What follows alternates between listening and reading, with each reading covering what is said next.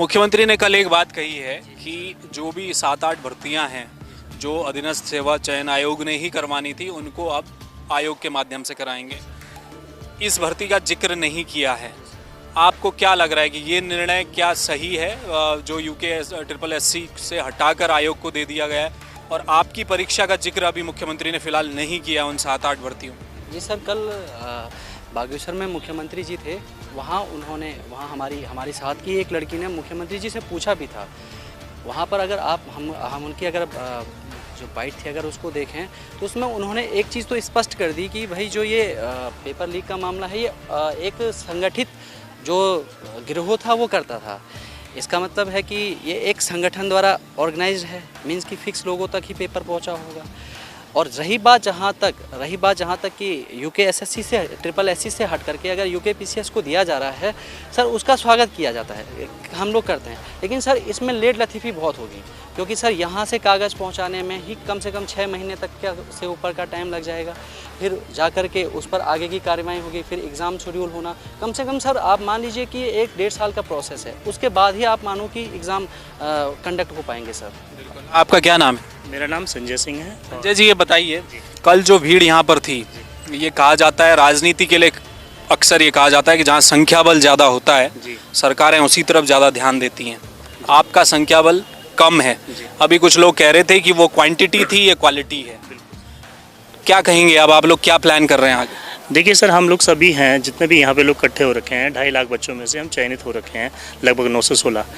अब 916 में से लगभग मेरा जो अपना पॉइंट ऑफ व्यू है, मेरा कहने का मतलब ये है कि हम लोगों की संख्या बल कम है और अभी तक हम शांतिपूर्वक तरीके से अपनी बात सरकार के समक्ष रख रहे थे, चाहे विज्ञापन के माध्यम से हो, चाहे वो मीडिया के माध्यम से हो।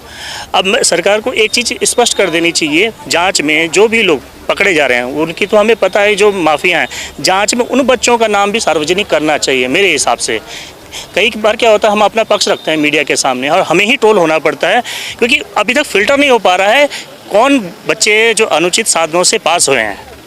अच्छा, इस बात की जानकारी नहीं है कि पैसे देकर कौन हुआ? हाँ, तो वो सब क्या है, हमको सब लोगों को एक ही कैटेगरी में रखा जा रहा है। सबसे पहली बात, उनकी सार्वजनिक उनका नाम आना चाहिए, बाकायदा फोटो आनी चाहिए। रैली पिछले दिनों आपने की थी, पूरे प्रदेश से उसमें लोग आए थे। जी जी। कितनी पोस्ट थी पूरी उसकी? उसमें लगभग 916 पोस्टें थी। शुरू में 916 बच्चे थे या उस दिन या उससे कम थे? मुझे लगता है उससे थोड़ा कम थे, लगभग 700-800 के लगभग थे उसमें।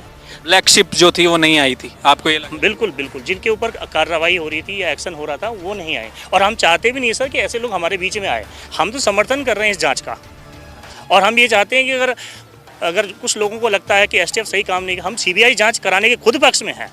कम से कम एटलीस्ट हमारे पास एक वो तो मिले कि भाई ये लोग, जैसे कुछ लोगों का मानना है कि दूध का दूध पानी का पानी नहीं हो रहा है, तो CBI जांच कराने में हमें कोई आपत्ति नहीं है, कराएं, मगर सरकार को उन लोगों को सामने लेके आना चाहिए जिन लोगों ने गलत पैसे लिए और जिन्होंने दिए हैं।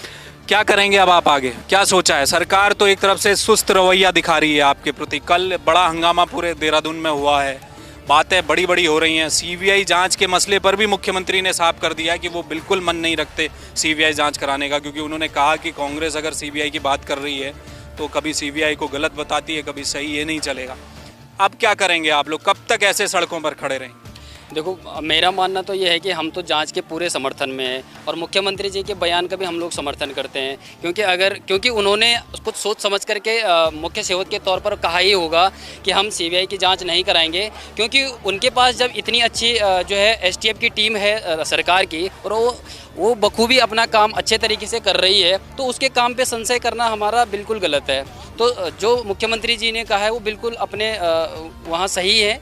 और दूसरी बात, हमारे पक्ष में जो उन्होंने कल बोला था कि 916 लोगों में से जो लोग अपनी मेहनत से, कठिन परिश्रम से, है ना, न जाने किन किन तरीक़ों से जो है यहाँ पर लोग आए हैं, कितना परिश्रम करना पड़ता है, कितने संसाधन जोड़ने पड़ते हैं एक परीक्षा में अपना स्थान बनाने के लिए, है ना, उस पीड़ा को उन्होंने समझा और उस चीज़ को उन्होंने हमारे साथ साझा किया। उस चीज़ का आश्वासन का तो हम लोग पूरी तरीके से समर्थन करते हैं, लेकिन ऐसा लॉलीपॉप सरकार को हमें बिल्कुल भी नहीं देना चाहिए। उनको हमें पूरी तरीके से ये बोलना चाहिए कि आप लोग जितने भी अपनी मेहनत से चयनित हो रखे हैं, आप लोगों को बिल्कुल नियुक्ति मिलेगी। आप लोगों ने कोई गलत काम कृत्य नहीं किया है, आप लोगों ने अपनी मेहनत से इस एग्ज़ाम में अपना स्थान बनाया है।